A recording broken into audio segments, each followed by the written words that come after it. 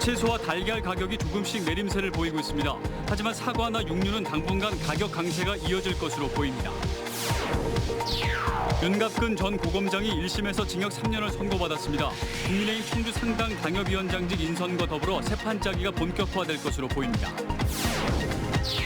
시민들로부터 멀어진 청주동물원은 새 정체성을 찾기 위해 노력하고 있습니다. 멸종위기종 보호와 연구 등 생태적 기능을 갖춘 교육적 공간으로 만드는 차별화 전략이 절실합니다. 충북교육청이 도내 곳곳에서 학교 이전 재배치를 추진하고 있습니다. 하지만 교육부에서 막히거나 지역사회 반대에 부딪히는 일이 되풀이되고 있습니다. 여러분 안녕하십니까. CJB 8시 뉴스 시작합니다. 요즘 식탁에 오르는 장바구니 물가가 크게 올라 가게의 주름살을 늘리고 있습니다. 저희 취재진이 시장에서 물가를 긴급 점검해 봤더니 다행히 채소나 달걀 가격이 조금씩 안정세를 되찾는 모습이었습니다. 하지만 사과나 소고기 같은 일부 품목은 당분간 가격이 내리기 어려울 것으로 보입니다. 안정원 기자입니다. 청주 농수산물 도매시장입니다. 시장을 찾은 김명희 씨는 지난 겨울 금값이던 대파 가격이 절반가량 낮아졌다고 말합니다. 중간에 6,500원 이럴 때도 제가 사봤어요. 근데 지금 오늘은 3,500원 주고 샀어요. 그래서 다른 건 모르겠고 팥값은 좀 많이 떨어진 것 같으네요. 달걀은 7,000원대로 여전히 비싼 편이지만 최근 가격이 조금씩 내리고 있는 데다 산란계 마리수 증가로 다음 달부터 가격이 더 안정세를 보일 전망입니다. 지난달 충북의 소비자 물가는 9년 3개월 만에 최대폭으로 상승하며 여전히 고물가를 유지하고 있지만 양파와 대파 등 일부 농축산물 소비자 물가는 하락세로 돌아섰습니다. 팥테크 열풍을 일으켰던 대파는 2월 평균 킬로그램당 5,200원을 웃돌던 가격이 3달 만에 3,000원대로 뚝 떨어졌고 배추 역시 봄배추 출하 등으로 킬로그램당 800원대의 평년 수준을 회복했습니다. 계속 기후가 좋기 때문에 한 6월 정도 되면 도매 가격은 평년 수준인 1,000원대까지 내려올 것으로 보이고 아마 하반기로 가면서 계란 가격이 점차 안정될 것으로. 하지만 햇과일이 나오기까지 시간이 필요한 사과나 가정 소비가 증가한 육류는 당분간 가격 강세가 이어질 것으로 보입니다. CJB 안정원입니다. 1심 법원이 구속 중인 윤갑근 전 고검장에 대해 징역 3년의 실형을 선고했습니다. 국민의힘으로선 청주 서원구에 이어 상당구 당협위원장도 인선이 불가피해져 청주 세판짜기로 이어질 공산이 커졌습니다. 구준혜 기자입니다. 서울 남부지법은 알선 수재 혐의로 구속 기소된 윤갑근 전 고검장에게 징역 3년에 추징금 2억 2천만 원을 선고했습니다. 윤 전 고검장은 라임 측으로부터 금품을 받고 우리은행 측의 펀드 재판매를 청탁한 혐의를 받고 있습니다. 정당한 법률 자문료라고 주장했지만 재판부는 검찰의 구형을 그대로 유지했습니다. 윤 전 고검장 측은 항소 의사를 밝혔습니다. 오늘 선고 결과 많이 아쉽습니다. 판결문을 검토한 다음에 항소하도록 하겠습니다. 윤 전 고검장은 구속 상태에서도 국민의힘 청주 상당 당협위원장직을 유지했지만 오늘 실형 선고로 변화가 불가피해졌습니다. 중앙당은 조만간 조직 강화 특위를 열고 상당을 사고 당협으로 지정할 것으로 알려졌습니다. 다음 달 전당대회 후 꾸려질 새 지도부가 당협위원장 인선에 착수할 것으로 보입니다. 윤 전 고검장에게 텃밭을 내주고 흥덕으로 자리를 옮긴 정우택 전 의원의 상당 복귀설이 흘러나오지만 정확한 후보군은 인선 일정이 확정된 후 드러날 전망입니다. 국민의힘은 공석 중인 청주 서원 당협위원장도 새로 선출해야 합니다. 내년 양대 선거와 상당구 현역인 정정순 의원의 선거법 재판과 맞물려 국민의힘의 청주 세판짜기가 본격화될 것으로 보입니다. CJB 구준혜입니다.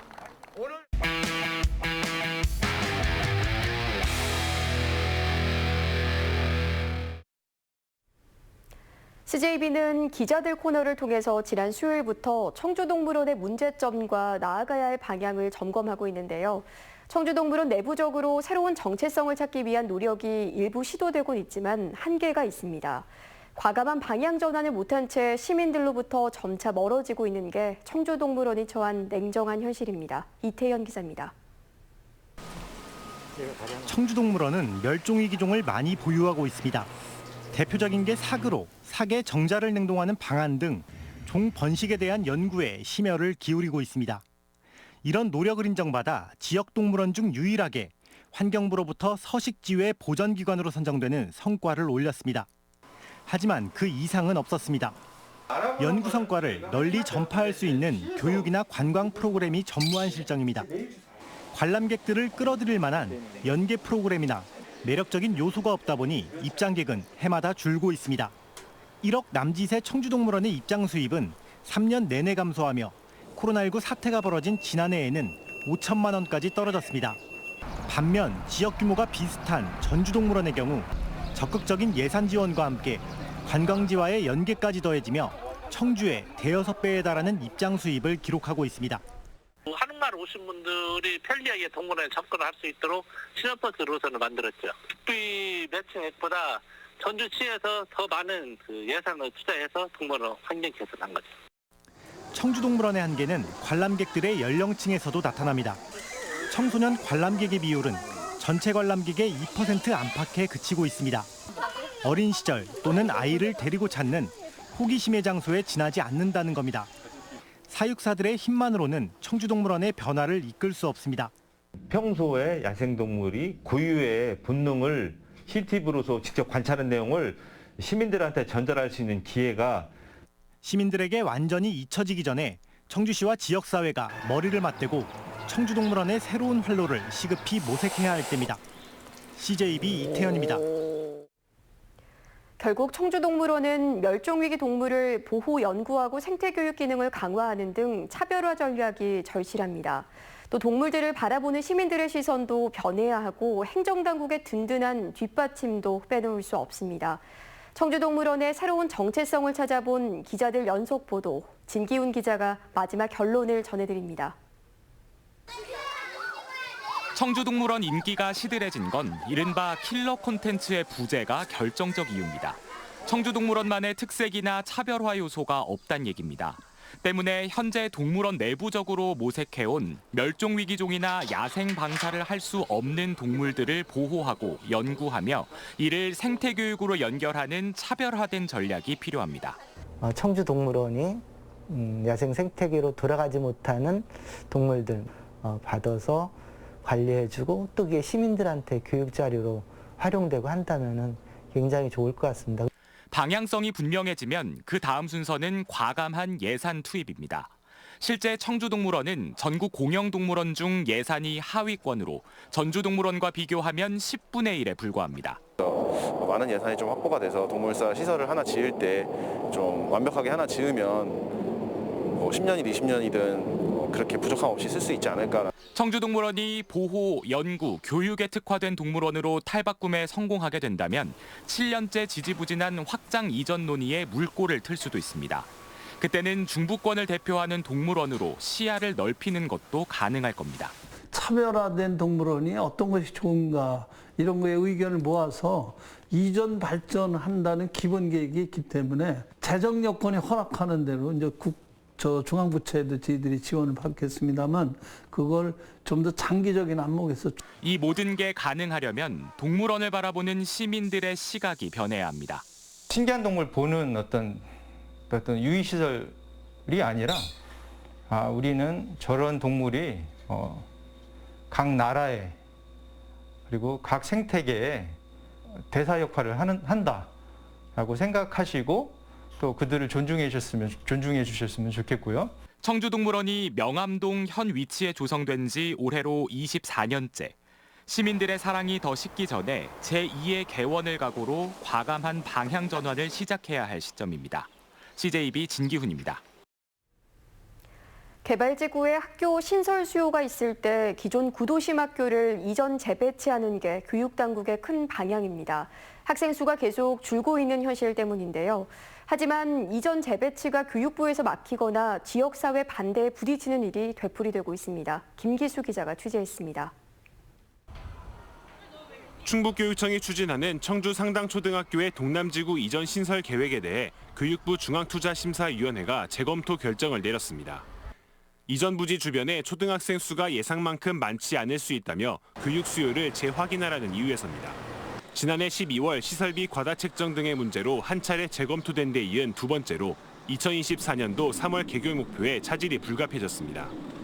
충북교육청은 상당초 자리에 들어설 교육문화 복합시설은 이미 교육부 중투를 통과한 만큼 이전에는 큰 문제가 없다는 입장입니다. 상당초 이전은 일단 다시 또 5월 달에 자체 투자 심사를 거치고요. 그다음에 7월 달에 중앙 투자 심사를 거친 후에 우리 예정대로 일정대로 2024년 9월 개교를 목표로 추진을 하겠습니다. 복대초등학교의 서현 2초 자리 이전은 학부모의 동의를 얻어 이전이 확정됐지만 증평 3보 초등학교를 개발 지역인 송산지구로 옮기려는 교육청 계획은 반대에 부딪힌 상황입니다. 송산지구의 학교를 새로 짓더라도 3보초는 그대로 존치해달라는 요구입니다.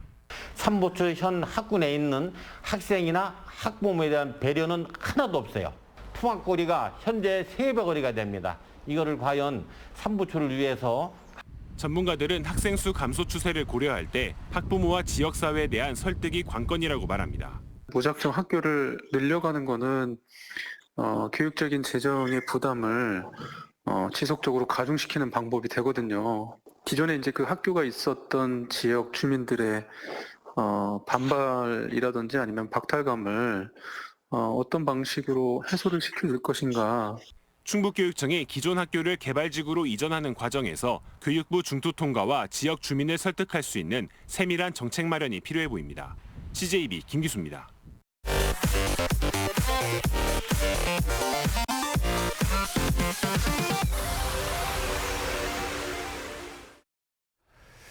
오늘 충북에서는 코로나19 확진자 6명이 추가됐습니다. 청주 4명, 영동 1명, 음성 1명 등입니다. 청주에서는 증상이 나타나 검사를 받은 40대가 확진됐고 그와 접촉한 10대 자녀와 40대 지인이 확진 판정을 받았습니다. 영동과 음성에서는 증상 발현으로 검사를 받았다 각각 확진된 사례입니다. 이로써 도내 코로나19 누적 확진자는 2,687명으로 늘었습니다. 한편 지난달 21일 확진 판정을 받고 병원에서 치료를 받던 60대가 숨져 코로나19 관련 사망자는 65명으로 늘었습니다. 음성군에서 화이자 백신을 접종받은 70대 여성이 반신불수가 됐다는 청와대 국민청원이 제기됐습니다. 청원인은 음성군에 사는 78살 노모가 지난달 7일 화이자 백신을 맞고 이튿날부터 건강이 악화됐고 이후 혼수 상태에 빠졌다고 주장했습니다. 방역당국이 기저질환 탓만 한다며 치료받을 수 있게 도와달라고 호소했고 천여 명이 청원에 동의했습니다. 진천구는 지역 내 57개 어린이집에 내린 휴원 명령을 다음 주 월요일부터 해제했습니다. 이번 휴원 명령은 지난달 20일 구내 한 어린이집에서 집단 감염이 발생한 후 내려졌으며 해당 어린이집에선 총 20명의 확진자가 발생했지만 지난달 28일 이후엔 추가 확진자가 나오지 않았습니다. 대한노인회 충북연합회는 충청권 광역철도 계획안 중 청주도심 통과 노선이 누락된 데 대해 4차 국가철도망 구축 계획안을 전면 재검토하라고 국토부에 촉구했습니다. 대한노인회 충북연합회는 충북 결의문에서 청주 도심 구간이 제외된 것에 대해 28만 충북 노인 모두는 실망을 넘어 분노를 금할 수 없다며 대정부 투쟁도 불사하겠다고 밝혔습니다. 한편 시군 회장과 부회장단은 이명식 충북연합회 부회장을 4년 임기의 신임 회장에 선출했습니다. 청주시가 올해로 8회째를 맞는 시민대상 후보자를 다음 달 4일까지 접수합니다. 청주시 시민대상 추천 부문은 지역사회와 문화예술, 산업경제 등 5개 부문으로 청주시 각급 기관단체 장이나 시민 20명 이상 연소로 추천이 가능합니다. 청주시 시민대상은 심의위원회에서 부문별로 1명을 선정해 오는 7월 중 시상됩니다. 충북교육청이 학생사랑 실천 운동으로 적립한 성금 3,250여만 원을 충북사회복지공동모금회에 전달했습니다. 학생사랑 실천 운동은 충북교육청 소속 교직원 100여 명이 매달 월급에서 1,000원 이상을 적립해 어려운 학생이나 희귀 난치병 치료비로 전달하는 겁니다. 올해로 9년째를 맞은 이번 학생사랑 성금은 지난해까지 5억 3천여만 원을 모아 1,140여 명의 학생에게 전달됐습니다. 영동군이 영동농협과 손잡고 로컬푸드 직매장을 개장했습니다. 로컬푸드 직매장은 영동역 건너편에 196제곱미터 규모로 조성됐으며 판매 물품의 80%를 지역 농특산물로 구성했습니다. 신선한 농산물을 유통 단계를 줄여 판매할 수 있게 됨에 따라 농가와 소비자 모두에게 이익이 될 전망입니다. 오늘 오후 1시 11분쯤 평택 제천고속도로 평택 방향 안진터널 3km 지점에서 차량 8대가 잇따라 추돌해 차량 운전자 등 6명이 다쳐 병원으로 이송됐습니다.